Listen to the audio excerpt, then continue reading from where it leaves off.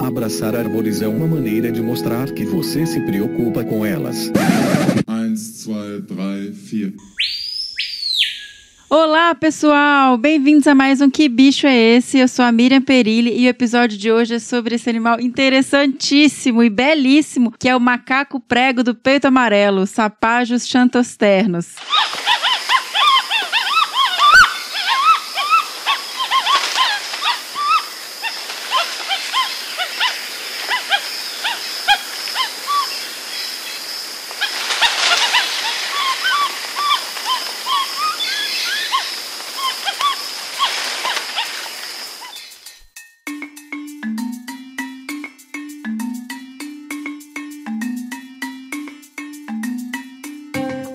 E lembrando que este é o terceiro episódio do Que Bicho é Esse, dentro da série especial sobre primatas da Mata Atlântica, apoiado pela Rewild. E para falar sobre essa espécie, eu tive o grande prazer de conversar com o Dr. Gustavo Canali, e eu estou aqui mais uma vez recebendo o nosso queridíssimo padrinho Bião, professor Fabiano Melo. Uai, gente, eu tô achando que esse negócio tá virando moda, tá virando rotina. Mas tem uma razão muito especial para isso, né, Mirinha? Fala, moçada do meu coração. Muito feliz de estar aqui de novo. Obrigado, Mirinha, pelo convite. Sempre um prazer, uma honra. Mas como eu estava dizendo, tem um motivo muito forte, né? Estamos falando da macacada. Bião tem que estar aqui, ué. Biwan. É, Biwan Kenobi, meu parceiro aqui de série de primatas, né? Muito feliz por isso. E Bião, que bicho interessante, né? E assim, o macaco prego eu fiquei muito impressionado, porque até pouco tempo atrás a gente considerava tudo uma espécie só. Sim. E agora dividiu e aí você vai conhecendo. E uma coisa que a gente conversou na entrevista e eu fiquei depois pensando, eu até acho que eu fui até meio confusa em alguns momentos, porque cada população de uma espécie diferente de macaco prego tem uma cultura diferente, tem hábitos diferentes, tá num lugar que faz, Menina. sei lá, um quebra coco, o outro tem um comportamento que não desce no chão. Uma coisa que eu achei belíssima que ele comenta é essa questão de preservar a cultura do macaco prego, né? Isso é fantástico. Sensacional isso, não. E assim, nós não estamos falando só de uma espécie, né? Apesar dos bichos terem, assim, muita semelhança do ponto de vista filogenético, né? Ou seja, eles são muito, né, ou relativamente aparentados entre si, essas espécies do gênero Sapajos, né? Que é o gênero dos xanthosternos, mas são espécies diferentes. E é incrível como eles têm semelhanças comportamentais e como essas tradições realmente existem, né, entre as espécies. Muitas são, né, idênticas, como o uso de ferramentas, por exemplo, quebrar coquinho, né, mas tem outras que são tradições bem locais mesmo, que são daquela população, daquela espécie. Então esses bichos são incríveis, são os nossos chimpanzés neotropicais, né? Guardadas as proporções, né, Birinha? Vamos lá. Inteligentíssimos, né, Biel? Demais. Os bichos são incríveis. E, Biel, mais uma vez, quando a gente entra na espécie criticamente ameaçada, tá ali, naquela distribuição ali de onde tudo começou, colonização, né? São os bichos que realmente estão numa situação pior. É terrível, né? Porque as áreas de Mata Atlântica, né, e os Sapajos xanthosternos têm uma ampla distribuição, principalmente pela Mata Atlântica aqui do leste do Brasil, né, que inclui parte do Nordeste, por causa da Bahia, e há uma porção do estado de Minas Gerais. Ele vai ali até o Nordeste de Minas Gerais, ao norte do Rio Jequitinhonha, só que ele adentra bastante, né, e vai às margens do Rio São Francisco, às margens direita do Rio São Francisco. Então ele ocupa também áreas de Mata Atlântica que a gente chama de mata seca, né, que é uma floresta estacional decidual que tem principalmente nas margens do Jequitinhonha e nas margens do Rio São Francisco, e é claro que ele pega aí algumas matas de galeria, algumas áreas de cerrado, mas tecnicamente falando ele está sempre em florestas de Mata Atlântica do interior do Brasil. São áreas que estão muito mais devastadas e é o que você falou, né? Coloca esses bichos à beira do abismo, né? À beira da extinção. E aí, Mirinha, os macacos pregos, né? Essa questão dos bichos que ocorrem no leste do Brasil, todos eles ficaram no grupo do gênero Sapajos, que é o mesmo dessa espécie xanthosternos que você vai falar hoje, né, com o Gustavo. E os bichos da Amazônia, de maneira geral, os outros macacos, que a gente chama até nem de macaco prego, lá o pessoal chama de caiarara, ficaram dentro do gênero Cebus, que era o nome original, que todo mundo conhecia, o famoso Cebus apella, né? Todo mundo chama macaco prego no Brasil, assim, quem trabalha marginalmente com primatas chamava e chama de Cebus apella. Só que hoje nós temos o Cebus, que é esse gênero predominantemente amazônico, e os gêneros sapajos que tem na maior parte do Brasil.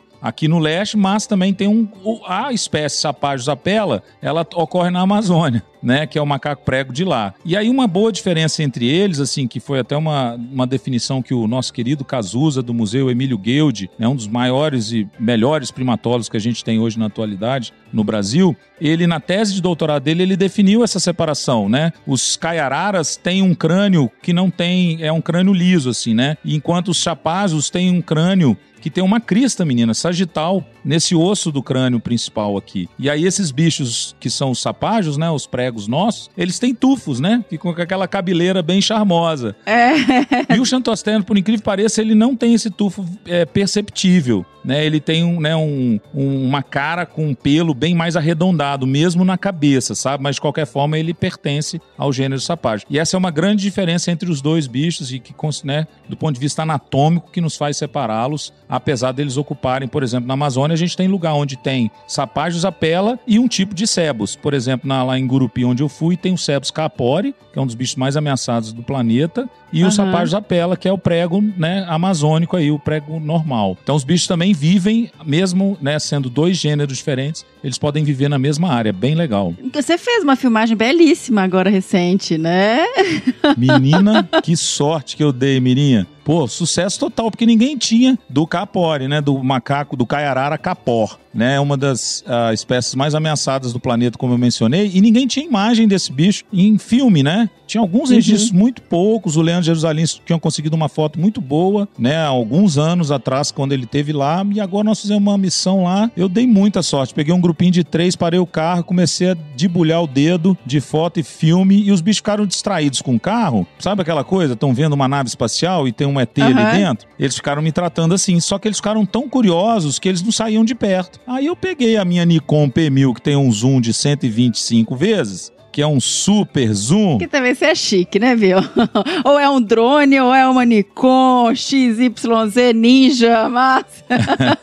É o que eu falo, tecnologia é tudo, a gente não pode desperdiçar, tem que aproveitar. E aí eu fiz aquelas cenas lindas, lindas, lindas, a gente preparou um vídeo, já tá no YouTube, aí no canal, né, que a gente abriu do Muriqui Instituto de Biodiversidade, quem quiser acompanhar lá, tá no meu canal também do YouTube. Pô, os bichos deram um show, e são bichos realmente incríveis. Esses bichos, né, do gênero cebos, são bichos mais complicados, que a gente tem menos trabalhos, né? Pelo menos aqui no Brasil, porque são bichos que estão lá mais restritos à região amazônica. E aí a gente tem bastante dificuldade de fazer estudos com esses bichos. Agora, os chapazos, como os xanthosternos, né? Que o Canale mesmo estudou por muitos anos, vários outros colegas também, já são bichos mais conhecidos, né? Que tem mais estudos feitos com eles, né? Sim. E, assim, uma coisa que também me impressiona bastante e mostra o tanto que a gente ainda precisa de pesquisa, né, Bion? A gente tá, olha só, essas divisões, esse bater o martelo meio que separar as espécies é muito recente. Muito. Então eu lembro quando eu entrei pra aquelas... Gente, eu não sou tão velha, mas quando eu comecei a estudar, era cebos. Quando eu entrei na faculdade, quando eu tava ali até, acho que no mestrado ali, que o negócio mudou, foi 2005, 2006. O Cazuza fez a tese dele, ele defendeu em 2001,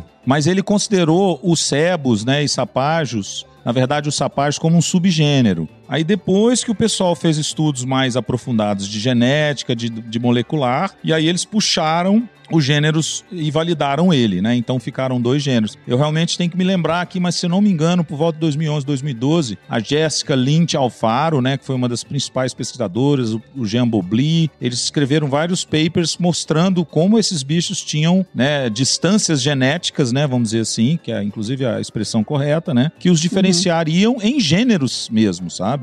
Não era só um subgênero como o Cazuza tinha originalmente falado na tese dele. Então, se validou isso, realmente você tem razão. Tem uns 10 anos que se validaram esses 2 gêneros, né? E assim, gente, ainda estão sendo descobertas novas espécies de primata. Isso é uma loucura, assim. Isso me deixa maluca quando eu fico sabendo dessas coisas. E eu costumo falar para meus alunos, né, Mirinha, que se a gente está descobrindo primata, imagino que não tem de biodiversidade escondida, né, na Amazônia, no mundo afora, né? E eu faço essas contas, né, desde que o Edward Wilson escreveu Biodiversity, ele colocava isso, né, que a gente tinha entre 10% e 15% da nossa biodiversidade conhecida, né, descrita pela ciência. E isso não mudou muito, nós estamos falando de 2 milhões de espécies que a gente deve ter descritas aí na ponta do lápis. Ou seja, seja, nós estamos falando aí de um universo de 12, 15 milhões de espécies, ou seja, nós temos mais de 10 milhões de espécies simplesmente desconhecidas pela ciência, né? Muitas que a gente nem vai conhecer, né? Provavelmente. E nem vai conhecer, porque já estão sendo perdidas sem serem descritas, né? Essa é a minha maior dor enquanto pesquisador, sabe? Enquanto biólogo. Sim. Sem dúvida alguma, isso dói profundamente. E até fugindo, porque agora a gente começou a falar isso, eu fiquei com isso na cabeça. Eu lembro uma época, quando eu estava na faculdade, logo depois do mestrado, eu era louca para participar daquelas expedições de levantamentos da Amazônia. Então, ainda tem isso, eu não tenho ouvido falar mais dessas grandes expedições que eles vão todos os grupos. Masto, herpeto, ornito, e eles ficam lá e vão andando e fica meses. Exato. São as famosas avaliações ecológicas rápidas, né? Esse isso. termo é cunhado na década de 90, principalmente pelas grandes ONGs internacionais, porque elas viram isso, né? Que o berço da biodiversidade estava nas florestas tropicais, e eles começaram a fazer essas campanhas, né, de campo, essas expedições, né, de meses para tentar conhecer melhor essa biodiversidade. Saiu um documentário, tá disponível, né? Eu não consegui, acho que ele tá num canal, né, de streaming pago, mas é aquela serra lá no norte do Brasil. Eles fizeram uma expedição com o INPA, com o Exército, com outras instituições, para ficar lá, né, 40 dias, se eu não me engano, e conseguiram fazer um bom apanhado e virou um filme, tá? Serra da Mocidade, eu acho que é isso. Mas é exatamente esse perfil de expedições de longa duração, com todas as equipes possíveis, né? Com todas as especialidades, mas isso está rolando ainda, só que é muito caro, né? E é custoso, né? Porque são áreas normalmente muito remotas que o pessoal tem vontade e precisa fazer isso. Só que numa Amazônia brasileira, né, Mirinha? O que tem conhecido? Pô, quase nada. Então, basicamente, todas as áreas são remotas ainda, né? Cabem expedições dessa por muitos anos ainda, né? É fantástico. Exato. Isso. E, Bião, só encerrando aqui, o Gustavo Canali, ele mencionou o final, eu pedi para ele falar um pouco, né, já que ele é o atual presidente da Sociedade Brasileira de Primatologia, ele mencionou que tem um congresso ano que vem, e você me contou também que vai ter um congresso agora internacional, né, presencial, voltando um pouco a essa energia de estar junto e, né, e dividir conhecimento. Quando que é mesmo? Qual que é o congresso? Não, joia, foi bem lembrado. A gente vai ter esse congresso brasileiro, né, provavelmente em setembro ou agosto, não sei que data que ele mencionou, de 2022, mas agora em janeiro, também atrasado, porque teria que ter ocorrido em 2020, era para ter ocorrido em agosto de 2020. Nós só estamos realizando esse congresso presencial agora de 9 a 15 de janeiro de 2022, que é o Congresso da Sociedade Internacional de Primatologia. É o IPS que a gente chama, né? Que é o nome em inglês da Sociedade Internacional de Primatologia. E vai ser em Quito, no Equador. Olha que massa. Que chique, que legal, gente. Tô indo pra lá, né? Já tô de malinha feita. Que delícia. Que bom. Nossa, que alegria eu retomar, né, Biel? Sem dúvida. Devidamente vacinados, daqui a pouco vem um reforço, tudo indica que com reforço a gente fica relativamente bem protegido, né? Então vamos torcer, né, Mirinha? Até agora eu tô ileso. Não, vai continuar ileso agora, se cuidando. A gente já pegou o jeito de usar máscara, álcool gel, tá vacinado, já acostumamos, né, com essa lida. Nossa senhora, não sei como é que eu não me pus fogo ainda. É verdade. Ainda mais com a cachaça junto. Aí vira um barril. Daqui a pouco confunde, né? Tem um vídeo de um cara que ele pega perto de uma garrafa de café, né, na mão. Exato, muito bom. Mas é isso, a gente vai falar um monte mais agora. Show. Né, dessa espécie, vai falar um pouco mais de taxonomia, de distribuição, ecologia, comportamento, tem muita coisa aí pra frente com o episódio. Bião, até o próximo, e o próximo é o último. Ai, já? Passa rápido demais, Mirinha. Mas aí a gente vai pra Amazônia, né? Vamos tentar cavar o da Amazônia. Verdade, vamos lá. Aqui eu queria só deixar, né, minha gratidão pelo convite, mas também minha admiração pelo Canali, né? Um cara sensacional, um grande parceiro, um amigo de longa data já e, poxa, fez um trabalho belíssimo à frente aí agora da Sociedade Brasileira de Primatologia, né? Eu tenho uma admiração enorme pela pessoa, pelo profissional que ele é e certamente ele, né, abrilhantou aí o podcast Desabraçando Árvores com essa entrevista, né? Agora, o que bicho é esse, na verdade, né? Com você aí, né, Mirinha? Muito bom, sensacional. Foi maravilhoso gravar com ele. Foi uma aula, assim. Nossa, impressionante. Foi muito legal. Bom, vocês vão ouvir. Valeu, querida. Valeu, galera. É isso aí. Presta atenção, hein? Vem muita coisa aí. Beijo, moçada. Valeu. Até. Mas antes de seguir pro episódio, eu queria lembrar vocês que nossa lojinha tá lá online, cheia de produtos super legais. A gente tem camiseta Seja Sua Própria Onça, tem caneca esmaltada, pets bordados, os kits super completos de primeiros socorros e temos livros também. Então, quer conhecer? Entra lá em www.loja.desabrace.com.br. E também nós recebemos e-mails da Caroline Figueiredo e do Gabriel Vasques, que acertaram o bicho do último episódio. Os dois acertaram o macaco prego do peito amarelo. Obrigada por terem enviado. Eu fico sempre muito feliz quando vocês nos escrevem. Gabriel Vasques, que tá aí mandando um e-mail direto. A Caroline Figueiredo, parceiríssima de longa data, querida. Muito obrigada. Nos próximos, quando a gente fechar a série, eu volto a ler os e-mails na íntegra, tá? Porque eles são sempre muito carinhosos e contam até algumas historinhas muitas vezes. Então, valeu, gente! Logo, logo a gente tá de volta com essa leitura completa. Bora agora apresentar, então, o Dr. Gustavo Rodrigues Canali. Foi realmente um grande privilégio pra mim gravar com ele. Vocês vão ver, episódio maravilhoso. O Dr. Gustavo Rodrigues Canali, que é o atual presidente da Sociedade Brasileira de Primatologia. Ele é graduado em Ciências Biológicas pela Universidade de Brasília, mestre em Ecologia pela Universidade Federal de Goiás e doutor em Ecologia e Conservação pela Universidade de Cambridge. Ele é ainda pós-doutor pela Universidade East Anglia, ambas no Reino Unido, né? Cambridge e East Anglia. Ele é professor associado na Universidade Federal de Mato Grosso, a UFMT, no campus Sinop, e orientador de pós-graduação em Ciências Ambientais na Universidade do Estado de Mato Grosso, que é a UNEMAT, e em Zoologia também na UFMT. Ele é fundador e membro do Conselho Deliberativo do Instituto Ecótono, membro do Grupo de Assessoramento Técnico, GAT, do Centro Nacional de Pesquisa e Conservação de Primatas Brasileiros, do ICMBio, o CPB, né, para o Plano de Ação Nacional para a Conservação de Primatas Amazônicos. E ele é co-vice-chair para o Brasil e as Guianas, junto ao grupo de especialistas em primatas da IUCN, que é a União Internacional para a Conservação da Natureza. Bora para essa conversa, então, sobre o macaco prego do peito amarelo, Sapajos xanthosternos.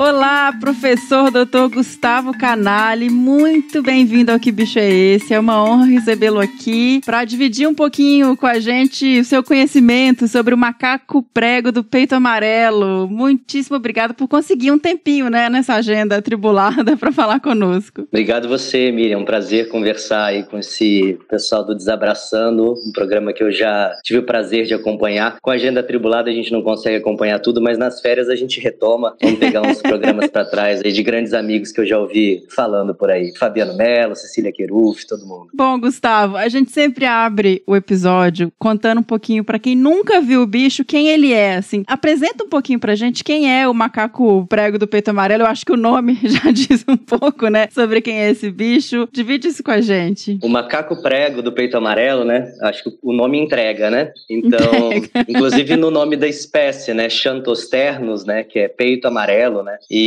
Mas é muito interessante, assim, porque sempre quando eu apresento a espécie para as pessoas, eu costumo dizer que macaco prego geralmente é um dos macacos mais comuns, assim, que está sempre no quintal de alguém, todo mundo já viu, na beira de um rio. Em outros lugares do Brasil é uma espécie bem urbanoide, assim, né? Ela costuma estar aí nos centros urbanos, às vezes, né? Nos parques, nos fragmentos florestais dentro das cidades. Mas o macaco prego do peito amarelo é um animal realmente especial dentro desse grupo dos macacos prego, né? Ele as características morfológicas dele, como o nome entrega, ele tem o peito amarelo, né? Principalmente os machos, isso é bem destacado. É interessante porque a gente é um dos macacos, eu já vi macaco prego por aí em alguns outros lugares do Brasil, e talvez de todos os macacos prego, ele, pra mim, assim, meio no olho, né? Mas ele é o bicho que tem mais diferença morfológica, assim, entre machos e fêmeas. A gente realmente vê isso de uma forma bem marcante. Os machos realmente têm o peito bem amarelo, as costas mais avermelhadas, e é super interessante porque, como é um animal que tem uma distribuição bastante ampla, desde a parte da distribuição mais ao norte, são grupos que a gente percebe que eles são um pouco mais amarelados, inclusive, e ao sul eles são mais escuros. Então ele tem duas formas de alterações, assim, de pelagem, né, que a gente chama de morfismos, né, ou polimorfismos, né, que são essas várias formas de cores que o animal apresenta. Então, entre machos e fêmeas, a gente consegue perceber diferenças de coloração. Então, como eu falei, o peito bem amarelado, as costas mais escuras. Ele tem umas luvas pretas, assim, um animal muito bonito. Mas a gente tem também uma variação interessante de cores do norte ao sul. Então, as populações mais ao norte, elas são mais clarinhas, mais amareladas entre eles mesmo. E se você observar os animais aí na fronteira de Bahia com Minas Gerais, são animais mais escuros, assim. Mas o peito amarelo é realmente a característica marcante da espécie. Que legal. Eu vi umas fotos, é um bicho muito bonito, muito interessante. E, Gustavo, você falou a questão norte e sul da distribuição. Ao norte é ali Sergipe. Qual que é a área de distribuição desse macaco prego? Também é outro tema fascinante para macaco prego do peito amarelo, porque talvez um dos macacos prego que a gente ainda está desvendando toda a sua área de distribuição. Então, ao norte isso já está bem sedimentado, assim, realmente o Rio São Francisco, em Sergipe, ele é a barreira geográfica do limite norte da população da espécie, né? E então as populações ali de Sergipe são as populações mais ao norte da distribuição dessa espécie. A leste a gente tem o Oceano Atlântico, né? Apesar do nome, o tubarão-martelo não é o principal predador do macaco prego. Então, realmente a gente tem aí as áreas de restinga, de manguezais, como a sua do limite leste da distribuição da espécie. A oeste, o Rio São Francisco novamente, né? Então, no estado da Bahia, ele só acontece até as margens do Rio São Francisco, as margens direita, né? Margem esquerda do Rio São Francisco já não tem mais macaco prego do peito amarelo, é outro macaco prego. E o mais interessante agora tem sido entender a distribuição sul, que encontra justamente aí as populações de Minas Gerais do macaco prego do peito amarelo. E aí a gente tem o nosso grande colega Valdinei Martins, lá em Montes Claros, investigando as populações mais ao sul e tentando desvendar esse mistério. Ele falou que tem novidades em breve aí.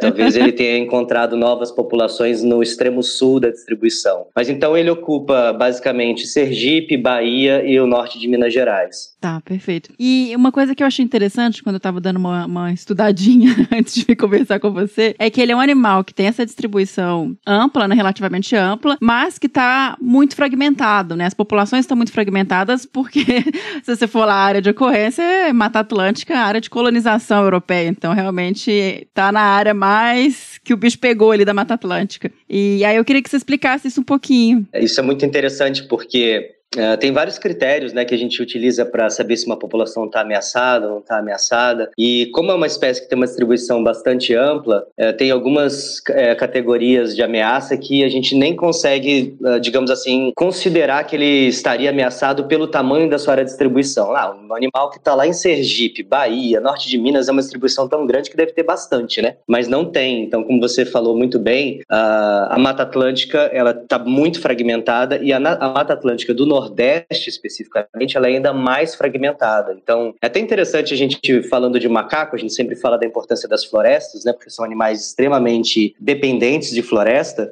e a gente tem essa falsa dicotomia, né? De achar que aonde você tem progresso, você tem menos floresta, e aonde você tem os estados mais ricos são aqueles estados que conseguiram desmatar tudo para explorar o seu território. E, na verdade, é justamente ao contrário, né? Sergipe, que não é um estado, né, pujante economicamente, tem muito pouca floresta. A Bahia também perdeu muita Mata Atlântica. O norte de Minas também é bem desmatado. Então, as populações de macaco prego do peito amarelo, que tem essa distribuição nesses 3 estados, basicamente, elas também estão muito prejudicadas porque são estados que perderam muito da sua vegetação nativa. Então, a gente encontra as populações lá na Chapada Diamantina, lá em Sergipe, lá no norte de Minas, mas dessas populações elas não se encontram mais, né? Então, elas estão isoladas. Não tem como um macaco prego da Chapada Diamantina resolver fazer uma migração e parar no litoral. É impossível hoje em dia para ele fazer esse tipo de rota, que talvez em outros momentos históricos, né, não um único indivíduo, mas as populações iam migrando e tinham mais conectividade. E se sabe como está a genética dessas populações, Gustavo? Se eles estão perdendo muita variabilidade, se ainda está ok? Se vai ter que fazer algum tipo de manejo ex situ ou entre populações? Muito tempo atrás, a gente começou um trabalho avaliando as populações em cativeiro, porque a gente sequer sabia se as populações que tinham sido apreendidas de fiscalização, que estavam em zoológicos, da onde que elas vinham, né? Então, a gente começou a tentar entender um pouco sobre sobre essa diversidade genética da população. Por conta de, obviamente, como todo mundo já está acostumado a ouvir, falta de recursos para a ciência e tudo mais, esses projetos eles não avançaram muito, né? Então a gente ainda carece de informações sobre a diversidade genética tanto das populações em cativeiro quanto das populações no seu habitat natural. Então a gente imagina que uma população de Sergipe que está isolada aí há muitas décadas, né, das populações do norte de Minas, elas já tenham tido um isolamento genético suficiente para a gente ter que tomar cuidado quando a gente for fazer, por exemplo, um projeto de reintrodução, né? Da onde que eu vou tirar esse animal, onde que eu vou colocar ele, será que ele faz parte dessa população, geneticamente faz sentido esse tipo de manejo. As próprias populações de cativeiro, a gente tem que tomar muito cuidado com isso, mas a gente ainda precisa de mais estudos nessa área. Principalmente considerando essa história que eu contei, né, de ser um animal tão polimórfico, né, com tantas formas e cores diferentes, né, de norte a sul. Então isso é uma dica pra gente de que realmente, geneticamente, essas populações ao norte são um pouquinho diferentes das populações ao sul. Agora vamos um pouquinho para a parte de ecologia e de dieta, porque até esses animais estarem sobrevivendo nesses fragmentos menores e nesse contato com áreas urbanas diz um pouquinho dessa alimentação deles, né? Eles têm uma maior plasticidade. Como é a dieta do macaco prego do peito amarelo? Então, é super interessante, né? Porque uma espécie que a gente observa desde o mangue até áreas mais... Uma vegetação mais seca, né, com um estresse hídrico enorme. Então, como você pode imaginar, a espécie como um todo, ela tem uma variação na dieta muito interessante. Então, tem populações de manguezal, né, que comem, inclusive, crustáceos, né? Então, tem um pessoal estudando aí a alimentação que eles fazem, inclusive roubando... caranguejo, né, do catadores, né, que fazem os seus covos de caranguejo. O macaco prego, quem conhece aí sabe que é um bicho muito esperto, né, e que é capaz de manipular qualquer coisa e curioso. Então ele vai e rouba caranguejo lá no mangue do pessoal que cata caranguejo. Ao mesmo tempo, num outro extremo, a gente tem as populações que se alimentam de cocos, né, então eles usam ferramentas para quebrar coco. Então isso acontece só em algumas populações, nas regiões mais secas, e nas matas da Mata Atlântica, nas matas mais úmidas, basicamente eles se alimentam de frutos, artrópodes. A base das bromélias é uma coisa muito legal. Quando a gente está andando na Mata Atlântica, a gente observa muitas bromélias caídas no chão com marcas de mordida, que eles comem a base foliar da bromélia. Olha também. Só. Comem muitos invertebrados e a gente tem registros aí também de vertebrados, né? Então comem répteis, comem alguns anfíbios e até alguns mamíferos, alguns pequenos mamíferos. Uau! É bem diversificado. Então é mais ou menos assim, se o macaco prego tá na beira do mar, ele come caranguejo. Se ele tá no interior, ele come coquinho. Se ele tá na mata, ele come fruta. Então é realmente uma espécie com uma plasticidade na dieta enorme, né? Sim, e entra na casa das pessoas e pega comida também, né? Nas áreas urbanas. Com certeza. Se tiver uma geladeira, ele também aprende a abrir a geladeira. Ô, Gustavo, você começou a mencionar até essa questão de, por exemplo, o que abre coco, que é outra espécie, e eu acho que a gente pulou isso, eu esqueci de te perguntar, a questão taxonômica, porque a taxonomia dos macacos pregos, ela é uma loucura, né? Mudou muito ao longo do tempo, e aí eu, assim, só dar uma pincelada nisso, sem entrar em muitos detalhes, porque senão a gente vai fazer um episódio só sobre taxonomia, né? Se a gente for voltar nisso. Eu acho assim, pra gente ficar no macaco prego, é interessante pensar que quando eu comecei a estudar essa espécie, se chamava Cebus xanthosternus, né? Eu vou tentar chutar uma data, depois os universitários podem consultar os artigos científicos, mas eu acredito que mais ou menos uns 10 anos atrás, ele mudou para Sapajos xanthosternus, aproximadamente. Então, deve ter uns 10 anos essa nova divisão. Então, os macacos prego da Mata Atlântica passaram a ser chamados de sapajos, né? E algumas espécies também que se estendem aí para a Amazônia, como Sapajos apella, mas alguns outros que eram todos considerados cebos, ficaram só cebos aqueles mais amazônicos, né? Que são animais, inclusive, menores, tem um corpo mais delgado, assim, mais longilíneo, que são, por exemplo, cebos capori, cebos oliváceos, que são outras espécies bem amazônicas, assim. Então, o que a gente chama dos macacos pregos mais robustos, maiores, são realmente os sapajos. Então, quando eu comecei a estudar, era Cebus xanthosternus. Eu cheguei a defender meu doutorado ainda como Cebus xanthosternus. Então, por isso que eu chutei uns 10 anos. Foi a alteração para sapágios logo na sequência. Então, por favor, quem for procurar artigo científico, use os 2 nomes, porque você vai encontrar ainda uma literatura esquecida aí com Cebus. E assim, eu tava dando uma olhada que até, acho que antes de 2000, era tudo Cebus apella, ele nem separava as espécies. Exatamente, se a gente for mais atrás, ainda era Cebus apella xanthosternus, era uma subespécie, é verdade. Que loucura, né? Agora você fez eu me sentir um pouco menos velho, porque eu não sou dessa fase, já sou da fase da espécie, então tá bom. Tá vendo?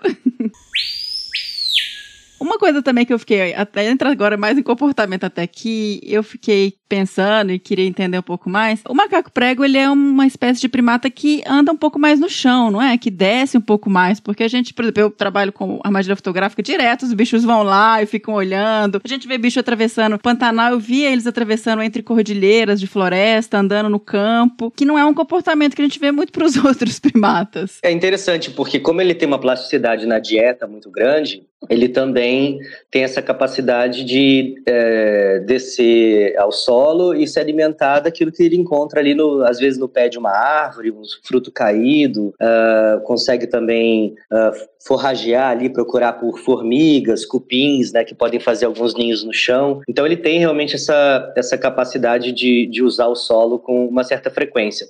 Mas ao mesmo tempo, olha só, você está me falando que lá no Pantanal você vê muito macaco prego cruzando no chão. Quando eu acompanhava macaco prego do peito amarelo na Mata Atlântica, isso não era tão comum. Então isso a gente vê também que tem uma associação com o tipo de habitat que ele se encontra, né? Então ele realmente tem uma plasticidade comportamental enorme. A gente tem, por exemplo, casos, né, de outras espécies de macaco prego em ambientes urbanos que entram nas casas, que vão até o solo, inclusive com possibilidade de contaminação aí com animais domésticos, né, cachorro, gato, que pode deixar ali alguma doença no solo, e isso pode acometer as espécies quando elas usam o solo com muita frequência. Mas é super legal tentar entender que um animal com tanta plasticidade comportamental, isso também está muito associado com o tipo de habitat. Então, o uso do solo ocorre em macaco prego do peito amarelo, mas depende muito de que ambiente ele se encontra. Entendi. Então, na Mata Atlântica é muito raro, mas nas áreas mais secas é bastante comum realmente o uso do solo. Perfeito, nas áreas de cerrado, caatinga, né? Tá, entendi. Mesmo dentro da mesma espécie, mesmo para macaco prego do peito amarelo, a gente tem essa variação entre as populações, né? Perfeito. Não, agora entendi que eu ficava, gente, os bichos descem muito. E até isso é um problema, porque eles são predados também, né? Sim, exatamente. Já tem esse efeito também, né? Em áreas onde você tem menos predador, ele vai se aventurar mais, a descer. É considerado um mesopredador, né? Um predador aí intermediário na cadeia alimentar, porque como ele usa quase todos os estratos da floresta, desde o topo das árvores até o solo, ele também sai comendo ninho de passarinho, os invertebrados do solo, alguns vertebrados no solo, né? Então ele, além de se alimentar também de frutos nas diferentes alturas da floresta. Perfeito.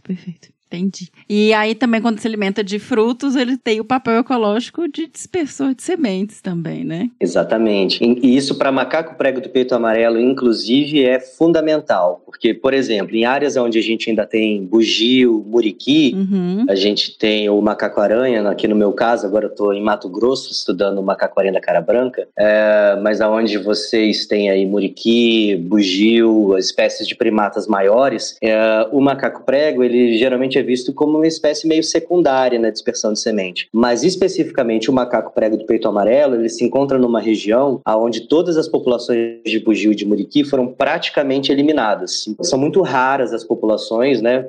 São consideradas até virtualmente extintas em muitos locais, populações de muriqui, de bugio, na Mata Atlântica baiana. Então aí o macaco prego, ele se torna o principal dispersor de sementes desses frutos maiores, né? Que outros animais menores não são capazes de dispersar. Então, macaco prego do peito amarelo, talvez mais do que outros macacos prego, ele realmente tem um papel de dispersão de semente fundamental pela ausência das outras espécies de primatas na região. Perfeito. E agora eu fiquei pensando, eu lembrei de uma coisa, quando você comentou das outras espécies, do bugio, do muriqui, eu lembro uma vez de estudar ou de algum professor me contar, quando eu trabalhava no Parque Estadual do Rio Doce, sobre questão de bando misto, de macaco prego com bugio, eles saindo para forragear juntos. Isso é uma coisa que acontece ou é muito pontual? Então, falando de macaco prego, é relativamente comum. A gente, por exemplo, na Amazônia, a gente encontra grupos de macaco prego, aí no caso, Sapajos apella, principalmente, com cuxiú, né, os quiropotes. Então, isso é muito comum. Mas na Mata Atlântica, o macaco prego ele ficou meio abandonado lá, não tem muito quem ele fazer par, né? A gente tem ali eles dividindo a área com sauás, né, os guigós, os zog-zog, né, cada lugar do Brasil recebe um nome, né? Então, no caso da Mata Atlântica, os calicebos, né? Os calicebos são grupos pequenos, né? São casais, então são animais mais tímidos que não vão fazer, provavelmente, não conheço, se alguém conhecer seria interessante, mas acho que são raros os relatos de populações de macaco prego e de sauás andando junto. Eu nunca vi isso com macaco prego do peito amarelo. E também mico-leão da cara dourada e saguis também não vão fazer par com macaco prego, porque ele, inclusive, pode predar, né?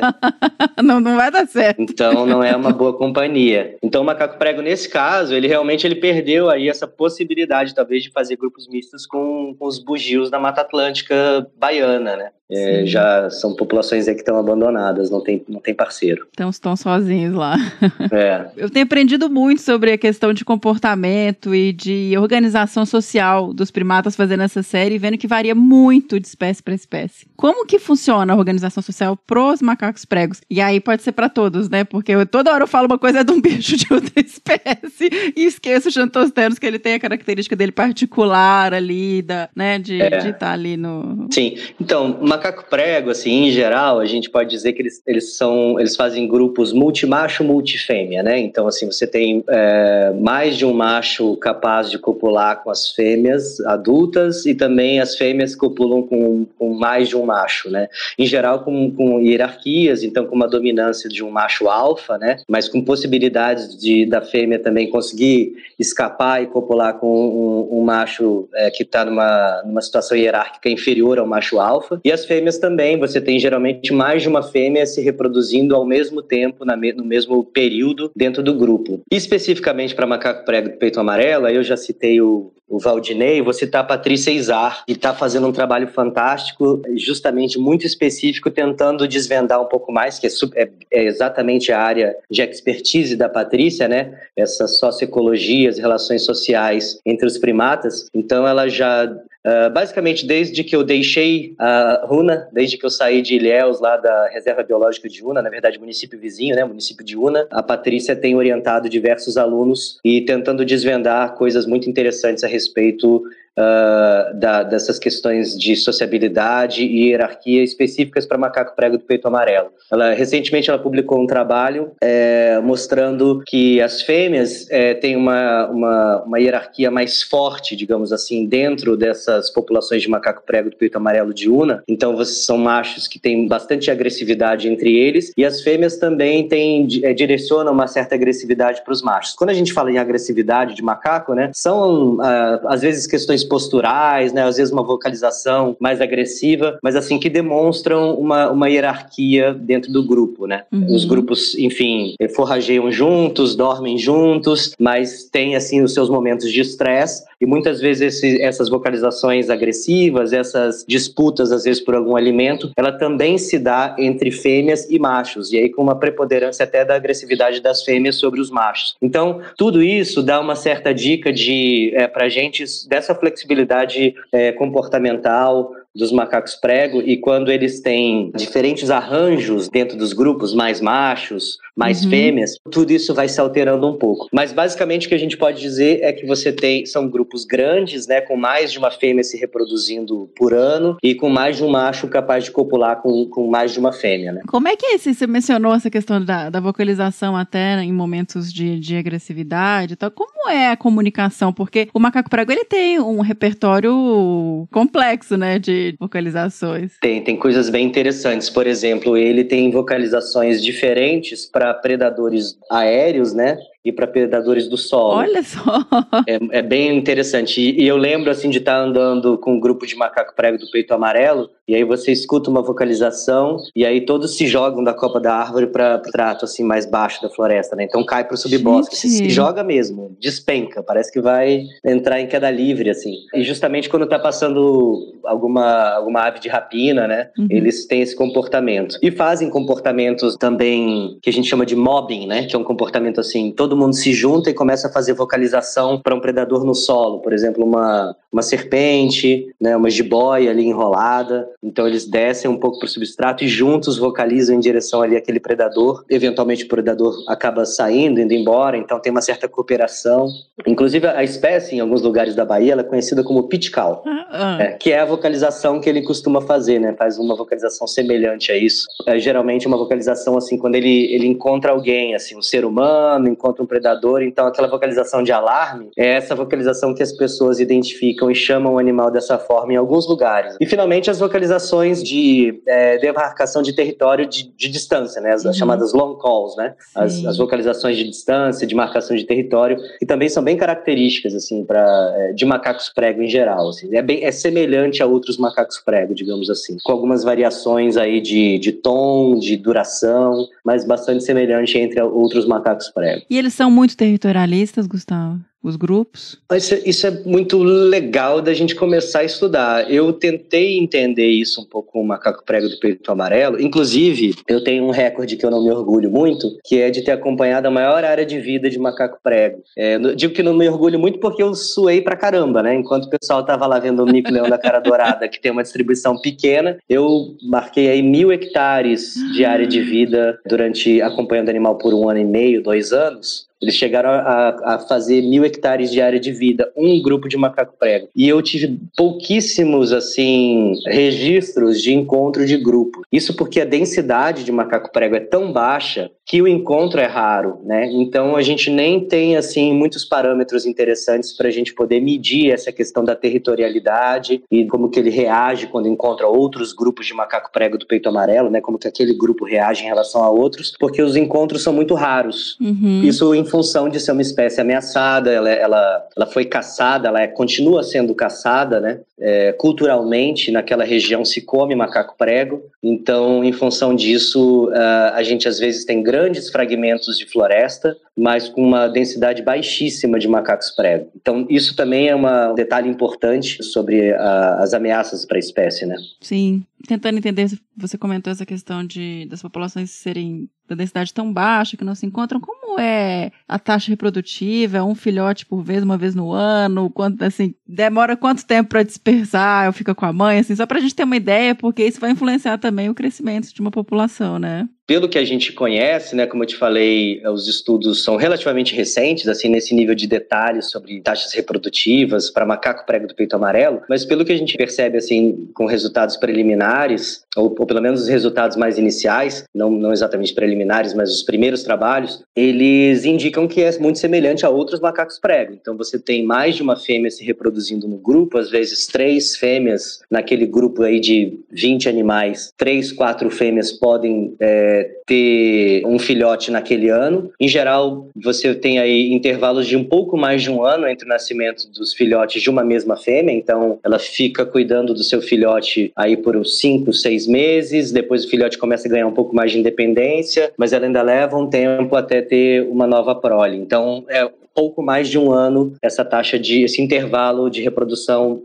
pela mesma fêmea. Mas você tem fêmeas diferentes que podem se reproduzir num ano e não se reproduzir no outro. Agora, eu diria que essa não é a principal questão, porque como ele é muito semelhante entre outros macacos prego, esse macaco prego é um bicho que eu diria que é fragmentação, né, de florestas, e caça. Caça ainda é um problema muito grande para macaco prego do peito amarelo. Caça não só para consumo, porque talvez culturalmente isso tem uma tendência a talvez desaparecer, mas a caça para tráfico, né? Para pegar o filhote e para venda. Para pet? Para pet. Sério? Macaco prego assim? Quando eu estava no início do projeto, isso foi em 2004, 2005, a gente fez um levantamento bem detalhado da área de distribuição da espécie. Então, a gente pegava o carro e saía aí pelo interior da Bahia, Sergipe, norte de Minas, viajando e entrevistando pessoas e perguntando se já tinha visto aquele macaco, se conhecia. Aí por isso que a gente coletou essas informações. Uns chamam de pitical, outros chamam de macaco de bando, outros chamam de macaco prego, eles chamam de macaco preto. Enfim, durante essas expedições, sem assim ter isso como objetivo principal, a gente achou mais de 40 animais em cativeiro. Caramba! Então, assim, a gente chegava numa roda de conversa, começava a puxar papo, mostrar foto de macaco, você conhece esse bicho, aí alguém fala, eu conheço, meu vizinho tem. Posso ir lá ver? Pode. A gente ia lá, registrava, né? Essas informações todas a gente compilou. O que eu posso dizer é que provavelmente tem muito mais, porque a gente não estava procurando isso assim, né? Como objetivo principal do projeto. E acidentalmente, durante 1 ano e meio, 2 anos de projeto, a gente achou mais de 40 registros de animais em cativeiro. Então ainda é um animal muito capturado para pet, né?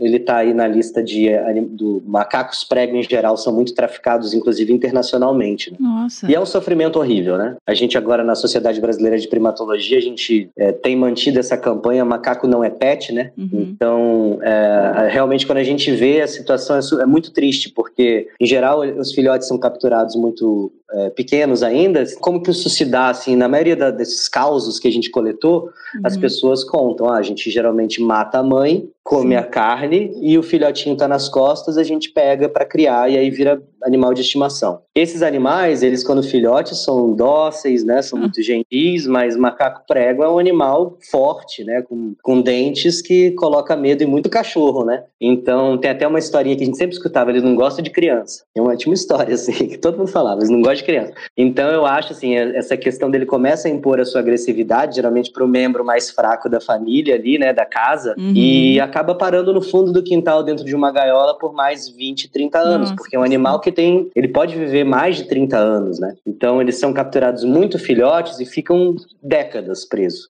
A gente chegou a ver animais acorrentados, amarrados à roda de carro, no fundo do quintal. São cenas muito tristes, assim. Então a gente sempre insiste nesse tema. Macaco não é pet, lugar de macaco é na floresta, né? E é exatamente isso. Você falou, eu fiquei pensando, falei, o bicho filhotinho, fofinho, na hora que cresce. Como você me perguntou, macaco prego do peito amarelo e outros macacos prego, né? Outros macacos em geral, pelo menos os do Brasil, digamos assim, eles são animais sociais, né? Então, a gente tem assim... Então, vamos só para pegar uma caricatura. Orangotango é um animal mais solitário, apesar de que anda em grupos, faz grupos, tem sua defesa de território também, né? Mas são animais um pouco mais solitários. Mas os macacos brasileiros são todos animais muito sociais, que dependem dessa relação, dependem psicologicamente dessa relação de sociabilidade, né? Voltando aí para o trabalho, por exemplo, da Patrícia Izara, ela está mostrando essas relações da formação da personalidade dos filhotes ao longo dos anos. Então, tudo isso tem uma colaboração também do grupo, na formação do filhotinho como indivíduo daquele grupo, o que ele vai aprender naquele grupo, como ele vai se virar. Então, um macaco preso é meio macaco. Ele não é um animal inteiro. Então, a gente falou do perda de hábitat, caça, pet. Essas são as principais ameaças. Febre amarela, essas doenças não chegaram a ter um impacto significativo, né, na população? Não, assim, pelo que eu não sou exatamente da área, mas eu acompanho um pouco essa literatura. Até onde eu sei, macacos prego, eles são menos vitimados, por exemplo, que os bugios, né? Então, naturalmente, eles não sofrem tanto com a febre amarela. E para macaco prego do peito amarelo, que eu me lembre, a gente não tem muitos registros, ou talvez não tenha nenhum registro. Precisaria investigar esse dado mais a fundo. Mas não chega, com certeza, não é o principal problema para a espécie. Não é. Diferente para bugio, que realmente já está aí, talvez, o principal problema hoje em dia é febre amarela. Para macaco prego, eu poderia dizer que ainda é a fragmentação de habitat e caça. Caça é uma coisa que realmente é muito profundo, inclusive a gente vê mudanças comportamentais no macaco prego do peito amarelo em função da caça. De novo, lá em Una, eu observei isso empiricamente durante o meu doutorado e depois a Patrícia tem orientado alunos nesse sentido, estudando o efeito da caça sobre o comportamento da espécie. Então a gente percebe alterações comportamentais em função da pressão de caça, né? Por exemplo, o macaco prego que eu falei que ele ocupava 1.000 hectares, mas a gente observava que quando ele entrava nas áreas de cabruca, né, que são aquelas plantações de cacau na sombra da floresta, onde as populações humanas frequentam para coletar o cacau, ali ele faz muito mais silêncio, ele não vocaliza tanto, ele não vai muito para dentro da cabruca, ele fica mais na fronteira da cabruca com a floresta. Isso são os meus resultados empíricos lá atrás do meu doutorado, e aí a Patrícia tem dado prosseguimento aí, estudando isso de uma forma mais detalhada, muito mais eficiente do que eu fiz lá atrás. Isso já é uma reação normal de animais, né, com a presença humana, mas eles são animais inteligentíssimos, né, Gustavo? Eles têm uma capacidade cognitiva. Sim, sim. Eu comecei também falando um pouco sobre o uso de ferramenta, né, então isso é uma coisa que denota, assim, essa inteligência do macaco prego. Então, ouso dizer que a gente pode imaginar que um animal que é capaz de ensinar esse comportamento, porque os filhotes aprendem com os adultos a observação de uso de ferramenta, né? Então, eles começam usando pedras que não são tão boas para quebrar os filhotinhos, né? Começam tentando e depois vão aprimorando as suas habilidades na escolha da pedra, né? A forma de posicionar o coquinho em cima da pedra maior, né? Que a gente chama de bigorna, né? Eles usam as pedras menores e colocam geralmente num substrato bem duro, uma outra pedra, né? Uma outra rocha, para aqueles geólogos que estão nos escutando. De pedra. Vamos continuar na pedra, que eu chamo de pedra. Então, eles usam esses instrumentos e os filhotes observam os adultos, né? E eles vão aprimorando a sua capacidade do uso daquela ferramenta por observação. Então, imagina o sofrimento de um filhote que não tem contato com nenhum adulto para ensinar a ser macaco, né? Ele não aprende a ser macaco. E aí, vou mencionar novamente o Valdinei, que é quem está estudando isso aí de uma forma muito legal no norte de Minas, o uso de ferramentas por macaco prego do peito amarelo. Na Mata Atlântica, a gente não tem registro nas florestas úmidas, então populações de macaco prego em florestas úmidas não usam ferramenta. Populações de macaco prego em florestas secas usam ferramenta, tanto na Caatinga quanto nessa área de transição aí do Cerrado, Mata de Cipó, do norte de Minas. Isso é muito legal, porque você percebe essa diversidade cultural entre as populações. Sim. Então, isso também denota inteligência, né? Denota essa capacidade de aprender com o ambiente e com os outros indivíduos do grupo. E passar isso, né, nas gerações, isso que é muito legal também. E até agora, voltando um pouquinho, quando você mencionou a questão dos bichos de ter tido essa percepção, por exemplo, de que falam mais baixo, isso empírico ainda não está testado, mas isso também já é uma questão que isso está sendo ensinado, né, porque os filhotes, todo mundo, o grupo inteiro tem um comportamento desse e é fascinante. Exatamente, eles começam a perceber, aqui está todo mundo andando devagar, né, e eles vão modulando o seu comportamento em função do comportamento dos outros. Observação, fantástico. Agora resgatando aí a sua fase, correndo atrás dos bichos. Eu fiquei pensando isso quando você falou. Se é um bicho que é tão caçado, ele provavelmente deve ser difícil de habituar, não? Muito. Tipo, e aí um bicho com uma área de vida gigante, como é que loucura é essa pra trabalhar com esses bichos? Olha só, essa história é interessante. Antes de ir pra Bahia, eu estava fazendo mestrado na Universidade Federal de Goiás, em Goiânia. Em Goiânia, os macacos prego de lá, que não são do peito amarelo, né? Eles ficam no campus, né? A gente assistindo aula, eles botavam a cabeça na janela, né? Então, quando falaram pra mim, olha, você vai ter que habituar um grupo de macaco prego, eu falei, beleza. Eu já tinha habituado o grupo de sagui, né? Tranquilo. Aluno de mestrado. E aí eu entrei em Una e assim, no primeiro dia que eu entrei na trilha, eu vi. Vai ser uma maravilha. Aí eu levei uns 2 meses depois pra ver a segunda vez, sabe? O plano era habituar, como em geral se faz, né? Abre um grid de trilhas, sai andando ali e vai encontrando os macacos. Macaco prego, a gente estimava, macaco prego deve ter uma área de 300 hectares, né? Pela literatura. Então, se a gente fizer um grid aí cobrindo mais ou menos aí uns 200 hectares, a gente fez muita trilha pra gente poder se deslocar lá dentro da Reserva Biológica de Una, a gente vai ter uma taxa de encontros legal e aí eles vão se habituando. Porque, pra quem não sabe, né? A habituação é esse processo. Você começa andando na floresta, e aí você vai encontrar um grupo de macacos, eles vão te estranhar um pouco ali, o que esse bicho diferente está fazendo aqui, e vai fugir e você vai seguir com calma, sem fazer muito barulho, né? Então você tem diferentes estratégias aí para diferentes espécies de como fazer a habituação, mas em geral é mais ou menos isso.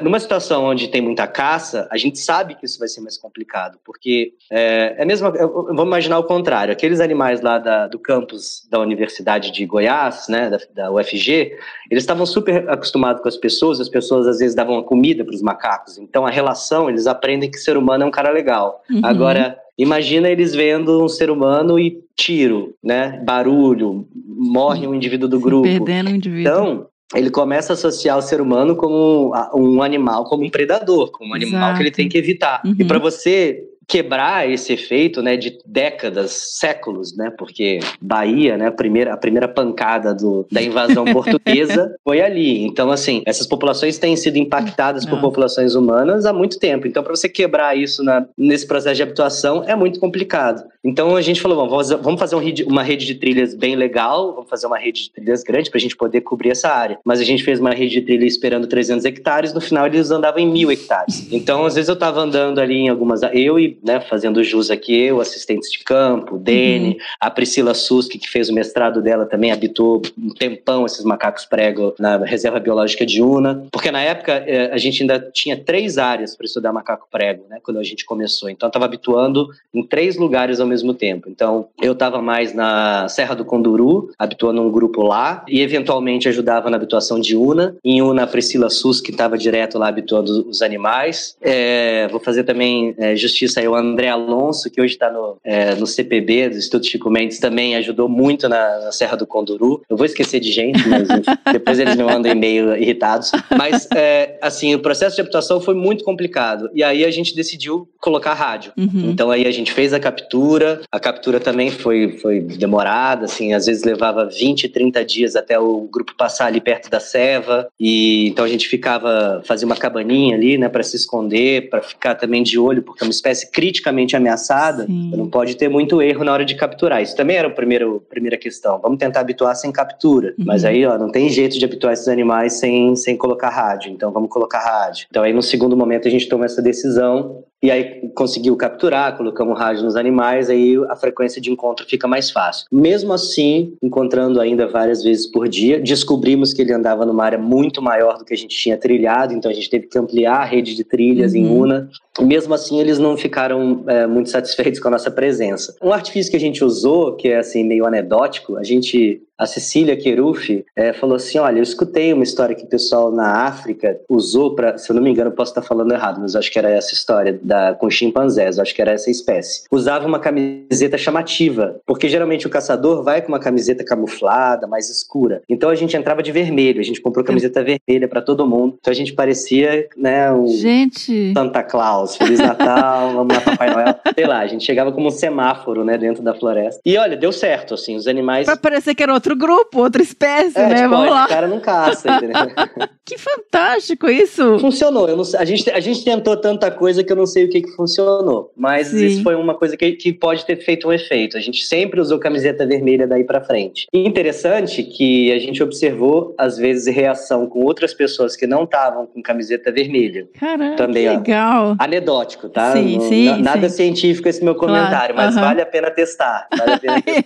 Pois é, tá aí uma ideia. Ó. Eu acho fantástico isso, mostrando também o tanto que a gente tem que adaptar com as nossas perguntas, com o que a gente vai estudar, né? Não é um grupo padrão do que você está acostumado em outra região. Tem um monte de outras questões em volta e vocês tiveram que criar alternativas para conseguir solucionar a questão ali, né? Criatividade, né? Com um animal tão plástico e tão inteligente, você tem que ser ainda mais criativo, né? Você tem que ganhar ele na inteligência, né? Exatamente, é muito legal. A gente tenta, às vezes ele ganha da gente.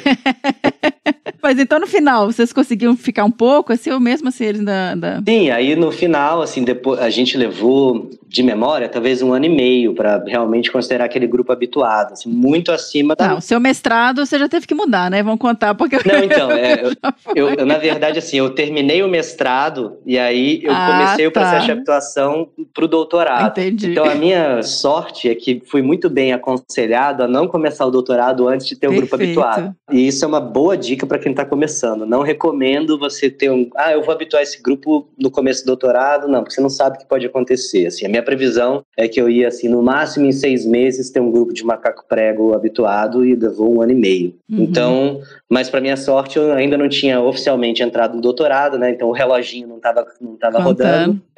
Eu pude, com mais calma, fazer o processo de habituação aí com os grupos habituados. Na verdade, com um grupo habituado. Como eu falei, tentamos em 3 áreas, só conseguimos habituar em Una. Nas outras outras áreas a intensidade de caça era ainda maior e eles não se habituaram à nossa presença durante pelo menos o meu tempo de doutorado. E aí a gente fez área de vida nas outras estações por triangulação, né? Então a gente colocou rádio e aí por triangulação a gente identificava a área de vida dos bichos. E a captura é com armadilha, gaiola ou com dardo? Como é que funciona? A gente fez com umas tomahawks gigantes, assim. Inclusive... O bicho é curioso também, né? Além dele, isso é uma coisa legal. A gente usou tomahawk. Na época a gente perguntou pra muita gente, tô falando aí 2005, 2006, a gente perguntou pra muita gente quem que tinha capturado. A gente não tinha muita história, assim, de pessoas com sucesso em capturar macaco prego. Eu tentei achar uma tomahawk que coubesse o macaco prego e, basicamente, tomahawk você só tem... Tomahawk são aquelas armadilhas para pequenos roedores, né? Então, geralmente, você só tem armadilhas pequenas. Aí eu encomendei, eu desenhei uma e aí eu pedi para uma empresa que já fazia armadilha para pequenos mamíferos fazer uma maior. Hoje eu vejo aí em mais lugares. Talvez eu tenha perdido a oportunidade de ganhar dinheiro com patente, mas esse não é meu objetivo, então tudo bem, não tem problema. Hoje é mais comum você conseguir tomahawks grandes o suficiente para capturar macaco. E aí, na época, então, eu tive que mandar fazer e a gente começou fazendo uma ceva numa área que a gente sabia que eles estavam passando mais vezes, ainda estavam completamente avessos à nossa presença, então a gente colocava as bananas e ia embora, e via lá o rastro, né, deles comendo, aí colocamos uma câmera trap. Aí, é o macaco prego mesmo que tá comendo as bananas, fizemos registro fotográfico, aí colocamos as armadilhas, coloca a banana em cima e deixa a armadilha aberta. Aí, olha, tá rondando a armadilha. Então isso levou meses, assim. E assim, por 2 motivos. A gente também tinha a intenção de recapturar. Então a gente queria fazer com que a armadilha não fosse associada ao processo de captura. Não fosse tão traumático também. Não fosse tão traumático. Então, assim, ele deveria se acostumar com a presença da armadilha, entrando e saindo várias vezes. E aí, eventualmente, ele seria capturado. Esse era o nosso plano para fazer o macaco prego. Quem sabe entrar de novo, né? Que eu me lembro, a gente não chegou a ter a necessidade de recapturar para tirar o rádio. Todos os rádios caíram depois de um tempo, né? Então, a gente não teve a necessidade de recapturar. Mas eu diria que eles entrariam novamente. Assim, eles entraram várias vezes nas armadilhas. E aí, eventualmente, 1, 2 foram capturados. Então, o processo foi assim. Coloca a banana na porta, vai colocando mais para dentro. Deixa entrar e sair, deixa comer banana lá dentro. Aí depois, um dia, você deixa ela armada para capturar. Estratégia, né? Todo o procedimento tem que ter. Tudo tentando vencer a inteligência do macaco prego. Deixa eu falar, porque o bicho dá um nó no vocês, né? E agora, até indo mais para o encerramento, Gustavo, eu queria até trazer um pouquinho dessa questão da unidade de conservação, porque você ficou falando em una toda hora, né? E um bicho que tem tanta pressão de caça, o único lugar que vocês conseguiram habituar os bichos foi lá dentro. E isso nos diz muito dessa questão da importância da gente ter essas áreas protegidas ainda para conservar esse resto, gente, remanescente. Mata Atlântica hoje, o que tem ali a gente tem que salvar e a gente tem que plantar mais, porque não tem mais da onde tirar. Na verdade, assim, tem 2 razões, né, pra gente, pensando em estudos de comportamento, por exemplo, não só, e talvez principalmente, as unidades de conservação, elas realmente protegem floresta, né? Isso são dados estatísticos, né? São análises que a gente faz até por imagem de satélite. Você vê a taxa de desmatamento dentro e fora de unidades de conservação em qualquer lugar do Brasil, e a gente vê que todas as unidades de conservação, ou pelo menos em todos os biomas das unidades de conservação, né, elas protegem a vegetação natural. No caso, Mata Atlântica protege floresta, né? Talvez algumas unidades de conservação tenham mais conflitos, né? Então tem mais invasão, aí uma questão de aumentar a fiscalização, também aumentar o diálogo com a população do entorno para que ela compreenda a importância, né? E aí é super importante também que para quem faz pesquisa dentro de unidade de conservação, manter uma boa relação com a comunidade do entorno. E nas escolas, a gente fazia muito isso, a gente ia nas escolas do entorno da unidade de conservação falar sobre o macaco prego, fizemos um teatro, musiquinha, tudo que você pode imaginar, para também você mostrar a relevância daquela unidade de conservação para as populações que moram no entorno, para você não criar uma disputa ali, né, com aquele território que está protegido, que é do IBAMA, né, que sempre o pessoal coloca essas caricaturas, né? E na verdade a unidade de conservação, ela é da população, né? Ela serve também para manter a qualidade de vida, os remanescentes de floresta que vão proteger a água para essa população que mora naquela região. Mas também, para quem faz estudo de comportamento de longo prazo, quem quer estudar, habituar macaco, acompanhar esses trabalhos que agora se desdobram aí sobre as relações sociais, sobre o desenvolvimento da personalidade, quer dizer, são trabalhos que eles só acontecem porque um trabalho cenário lá no início habituou um grupo de macaco prego. Então hoje você é capaz de ter esses trabalhos acontecendo. E aonde você vai conseguir habituar um grupo de macaco prego? Dentro de uma unidade de conservação, porque se você faz isso fora, você corre o risco de acostumar um animal com qualquer ser humano que pode ser uma ameaça para ele. E aí vira um problema, né? Exatamente. Então as unidades de conservação servem também como importantes locais de estudos de longo prazo para essas populações ameaçadas, porque ali elas estão protegidas e elas podem ser observadas com segurança, você pode fazer as trilhas, você pode acostumar os animais à presença dos observadores sem causar um efeito colateral de aumentar a pressão de caça, de aumentar a vulnerabilidade daquela população. É o laboratório, né, pra gente estudar. É isso aí. Quais as ações específicas pro Xanthosternos que vocês veem no futuro que tem que ser tomadas com maior urgência, né, uma espécie criticamente ameaçada? Qual o próximo passo para tentar reverter esse status e tentar proteger essa espécie? Eu poderia, talvez, aí, ir por dois caminhos. As populações em cativeiro, a gente tem uma preocupação muito específica com populações de macaco prego do peito amarelo em zoológicos, também nos centros de triagem, né, que às vezes os animais ficam ali muito tempo, então dá uma destinação digna a esse animal, né, já que ele vai ficar no cativeiro, que ele fique em recintos, né, pra gente não usar essa palavra que é também carregada de uma série de outros conceitos, mas que ele fique num recinto adequado, com qualidade de vida, e aí os zoológicos são fundamentais, eles são parceiros nesse processo de conservação dessa espécie, porque uma espécie que tem tão poucos indivíduos na natureza, que tem densidades baixíssimas nos seus ambientes naturais, isso indica que ela tem um potencial para reintrodução. A gente ainda precisa, obviamente, diminuir muito a caça para você não estar reintroduzindo populações que vão ser caçadas, então você tem que, na verdade, primeiro conseguir controlar esses efeitos de desmatamento, de caça, de incêndio, para você poder colocar uma população com segurança de volta na natureza. Mas a gente fazer o mapeamento dessas populações nos recintos, nos zoológicos, geneticamente, da onde vêm as populações, é fundamental fazer esse controle, e aí isso tem sido feito de uma forma muito eficiente aí pelo pessoal dos zoológicos, o pessoal do CPB, a ZAB, e tem feito um trabalho muito legal com as populações em recintos. As populações de vida livre, a gente está começando ainda a entender realmente essas sutilezas do comportamento do macaco prego do peito amarelo. Então, observação, os estudos socioecológicos, né, das relações aí dentro do grupo, tudo isso que a gente conversou aqui, a gente ainda precisa avançar bastante.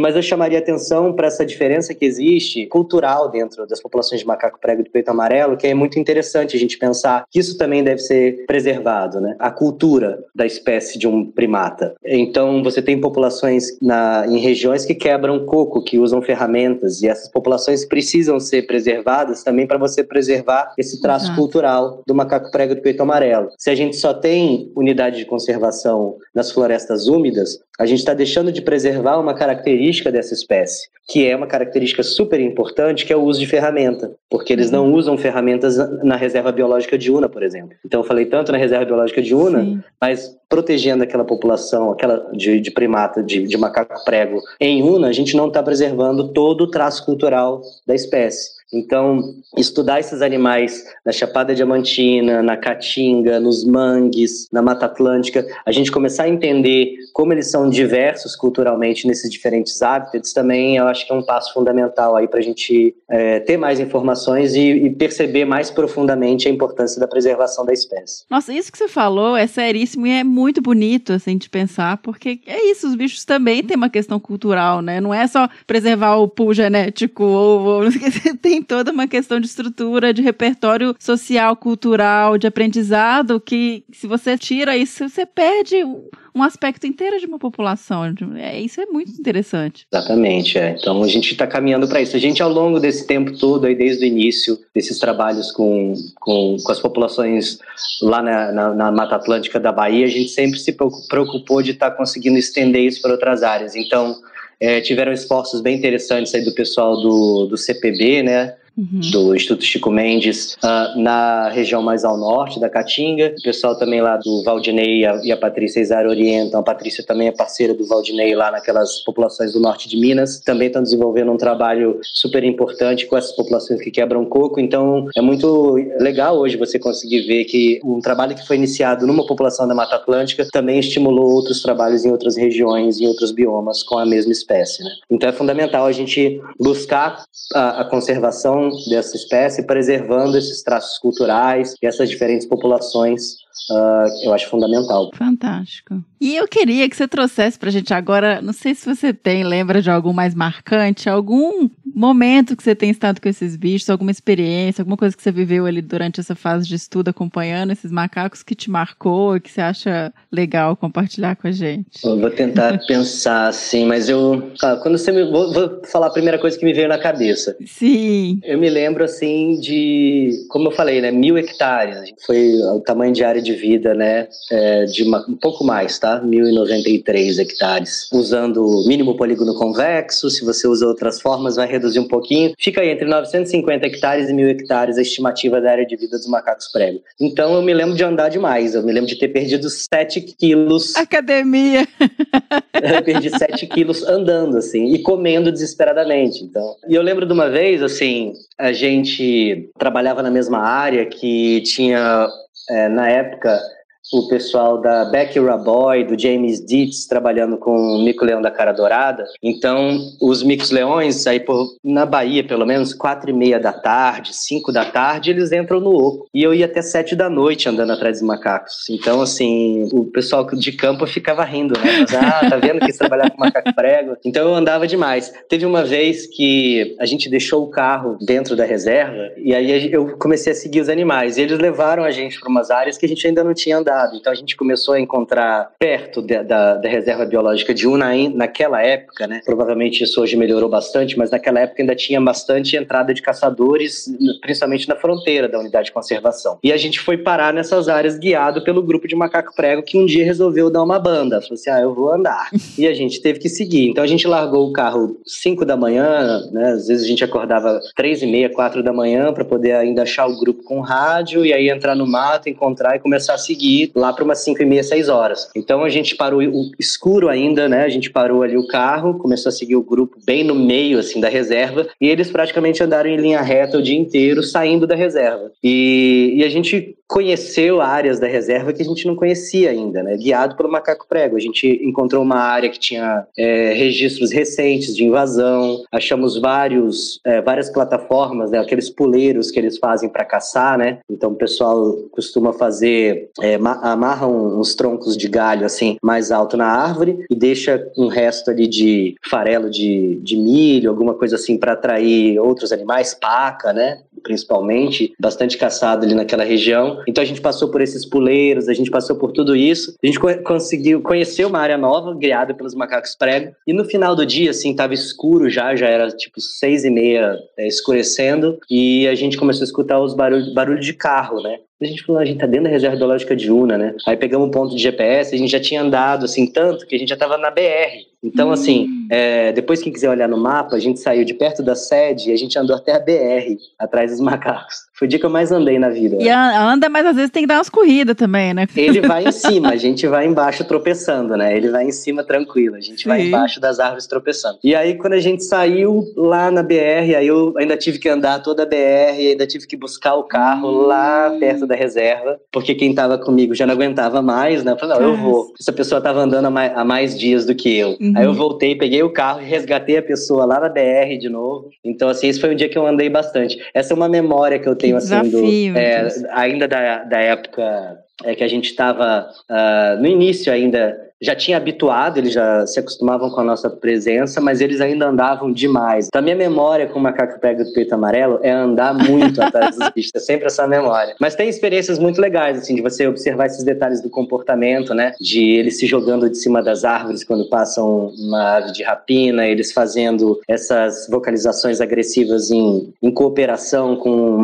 para uma serpente que está ali embaixo. São todas experiências que você só consegue ver no mato quando você está acompanhando realmente um grupo de primatas, né? Muitos dos outros estudos a gente coloca armadilhas e tenta buscar o bicho até a gente ou escutar um bicho cantando, etc. Nesse caso, você é apresentado à floresta, à reserva, pelos animais. Você tem que seguir na perspectiva deles, acompanhando eles o tempo todo, né? Eles é que são os guias, né? E a gente vai atrás, né? Exatamente. E aí a gente conhece locais da floresta que eles conhecem. Uma outra coisa, assim, sempre me lembro que era os brejos de Una são muito bonitos, assim. Então, eu lembro de andar com água na cintura, dentro do brejo, em alguns momentos, e assim, nitidamente eu tava falando, esse macaco tá fazendo isso só pra me deixar pra trás, né?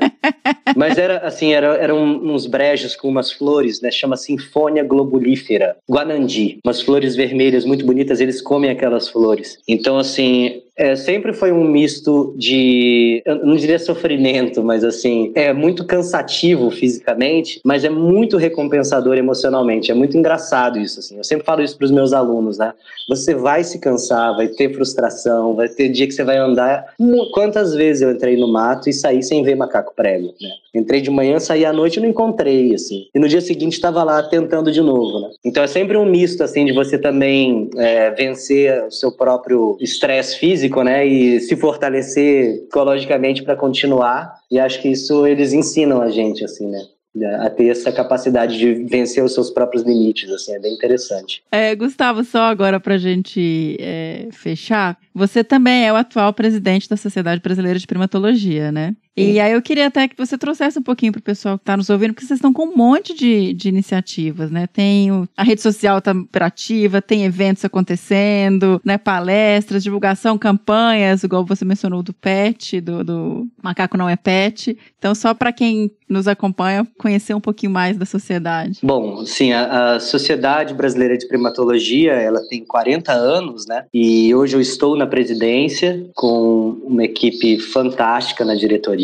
A Zelinda Irano, a Lohance Culot, a Gabriela Rezende, a Cristine Steiner São Bernardo e o Vitor Yunis. Mas não estamos sozinhos na diretoria, a gente fortaleceu grupos de trabalho, e aí eu não vou falar o nome de todo mundo porque é uma galera enorme. A gente vai pôr o link, você entra no site e olha. É muita gente colaborando, muito legal, assim, é uma iniciativa nova. Foi interessante porque essa ideia surgiu no Congresso Presencial em Teresópolis, pré-pandemia. A gente falou, olha, se a gente quiser fortalecer a sociedade, o que falta é grupo de trabalho. A gente precisa fazer com que os associados participem da sociedade, não apenas durante o congresso, mas, né, ao longo do ano. Então a gente vai fortalecer os grupos de trabalho. Veio a pandemia e eu acho que isso, de certa forma, foi alimentado, porque as pessoas acabaram se acostumando com a ideia de fazer esses encontros virtuais. Uhum. Então hoje a gente tem muitas reuniões virtuais, a gente está fazendo cada primatólogo num canto do Brasil, a gente consegue se encontrar, trocar ideia e lançar algumas iniciativas. Então a diretoria recebe muitas demandas dos grupos de trabalho, então isso é uma coisa muito legal da sociedade. Eu acho que os associados, eles estão cada vez mais donos da sociedade mesmo, assim, e essa participação tem sido muito eficiente, porque as demandas, elas são muito legítimas, porque elas são dos próprios associados, eles trazem as demandas para a sociedade, e aí o pessoal que trabalha com saúde fala, a gente tem que falar sobre macaco que está,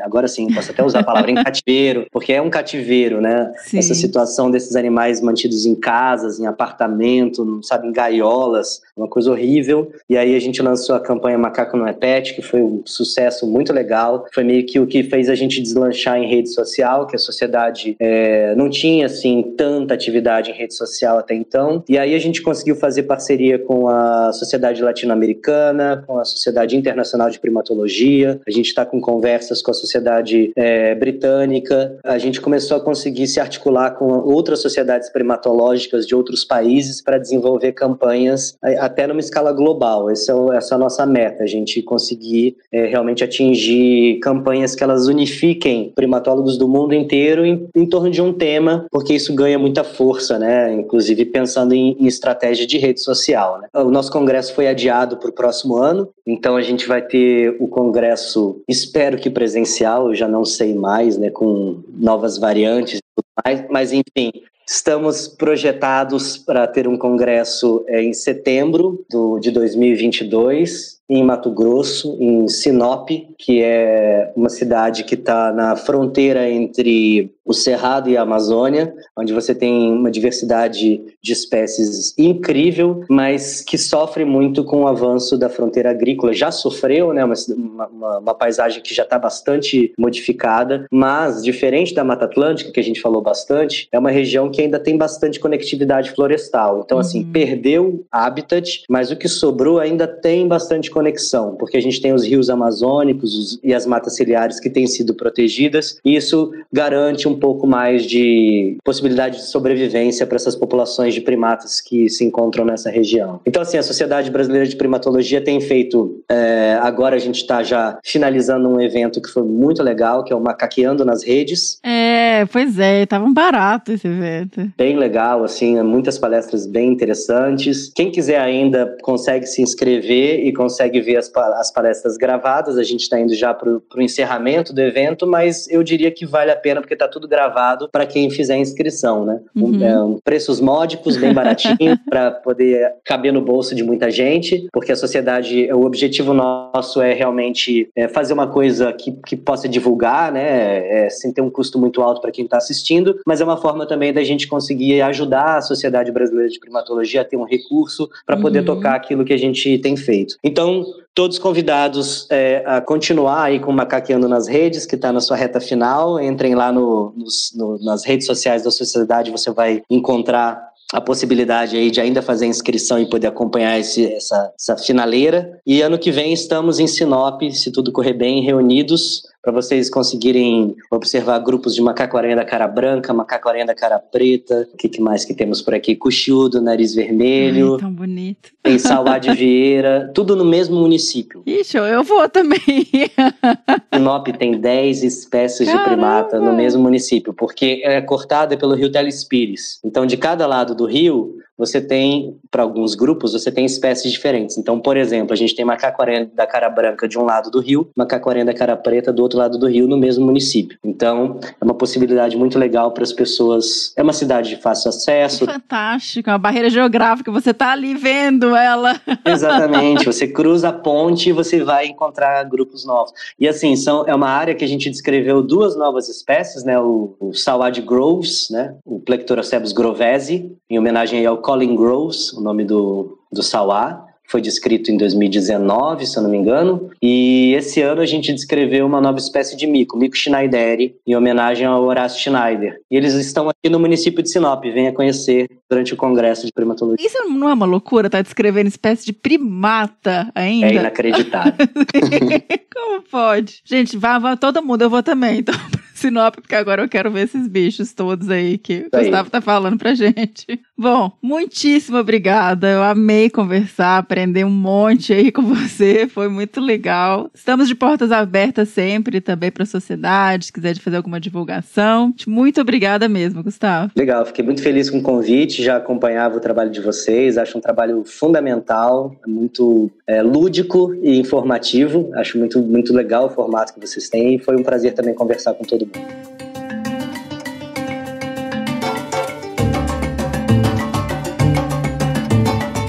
E esse foi o Que Bicho é Esse? Sobre o macaco prego do peito amarelo, Sapajos xantosternos. Eu espero que vocês tenham gostado. E agora é tocar o bicho do próximo episódio, que é o último dessa série de primatas ameaçados da Mata Atlântica. Uma parceria linda aí com a Rewild. Toca aí, senhora!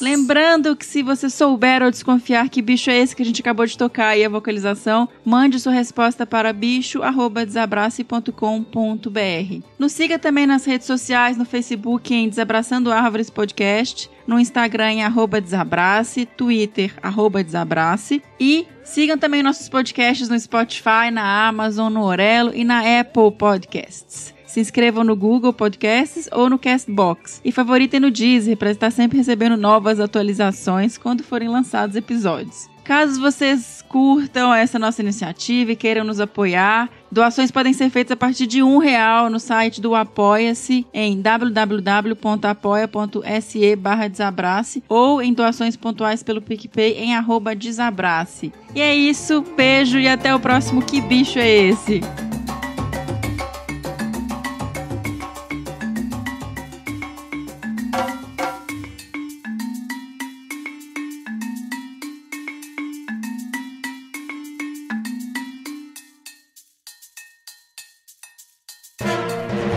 Mais um produto com a edição do Senhor A.